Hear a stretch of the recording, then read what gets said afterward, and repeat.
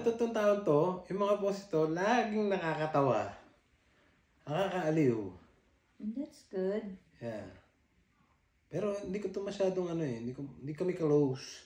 Pero gusto ko lagi yung mga post niya. Lagi ako naglalab sa mga post niya eh. Ibig sabihin, good vibe siya. Yeah.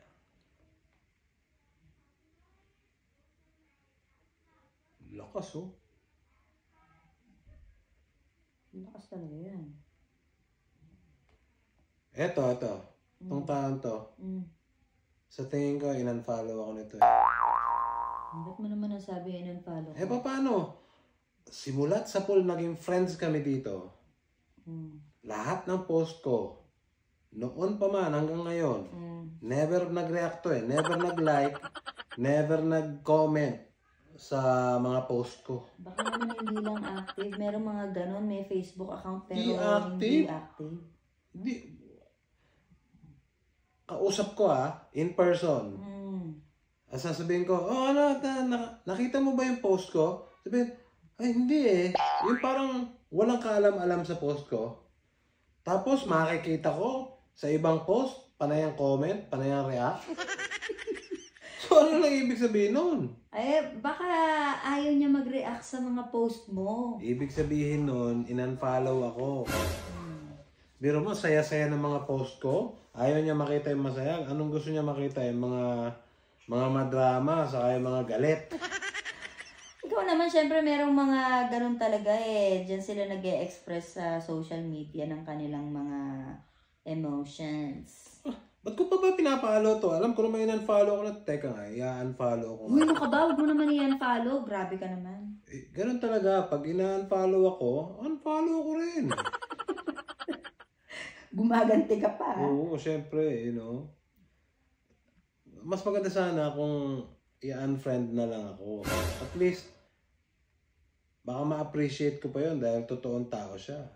Oo nga, pero baka kasi pag in-unfriend ka at malaman mo na in-unfriend ka pa, sasama pa yung loob mo, kaya siguro.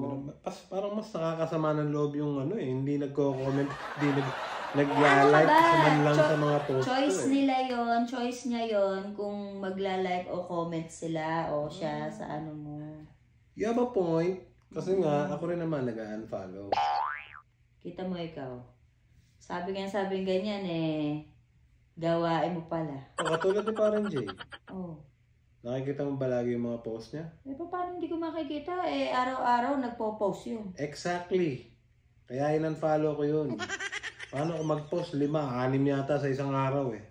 Kasi hindi ako maka-keep up. So, na overwhelm ako eh. So in-unfollow ko na lang. Puro drama naman din yung mga post niya eh. Ikaw naman, alam mo may pinagdadaanan niyo sa asawa niya. So, pati ako parang may pinagdadaanan na rin pag nakikita ko yung post niya.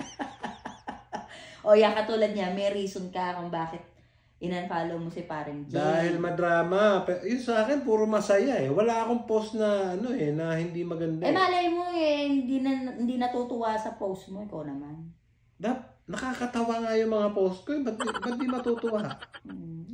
Nasa tao yun. Ikaw naman eh. Ayaw na ayaw ko yung nag-unfollow. Di ko talaga ugali yun. Pero pagka ina-unfollow ako, syempre parang gusto ko na rin ina-unfollow sila. Ikaw talaga eh. Hayaan mo na lang kung hindi ka, kung i-unfollow ka o i-follow ka man, hayaan mo lang. Para sa akin, tingnan mo ako, hindi maganda ang nag-unfollow. Tingnan mo ako, hindi ako ganyan. Wala akong grudge. Okay? Wala ako ina-unfollow. O, sila na ngayon, kung meron mang ganon, okay lang.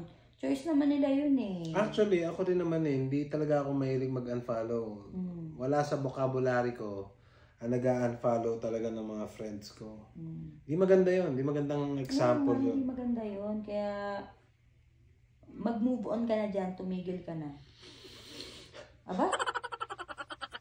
Masama pa talaga ang loob mo. Teka muna, nagugutom ako Ay, kumain tayo. Ano bang machichicha dyan? Maraming chips dyan. Wait lang. Nakita mo ba yung post ko kanina? Ang dami kayo nag-react. Ang daming nag-comment. Natuwa talaga sila. Dun sa post ko. Ano yun? Ano yun? Nag-post ako Nag-post kanina. ka ba? Mga 3 hours ago na yun Chicken mo, baka hindi lang nag-notify sa'yo. Oh. Wala, sandali ha. Tignan ko nga. Ano mo, pumunta ka sa Tao akin. sa'yo ha. Ayan. Sana. Sandali lang. Bandang taas mo nga ng konti. Walang iya ka talaga? Inunfollow mo ko? Unfollow ba kita? Bakit mo ko inunfollow? Ayaw mo ba lahat ng mga pinupost ko? Baka napindot ko lang. Napaka mo, ang dami-dami mo pang sinasabi na kesyo ganito, si Poncio Pilato, inunfollow ka. Sarili mong asawa, inunfollow mo. Ay nako, yan friend mo na ako. Actually, iba-block kita. Bala ka na.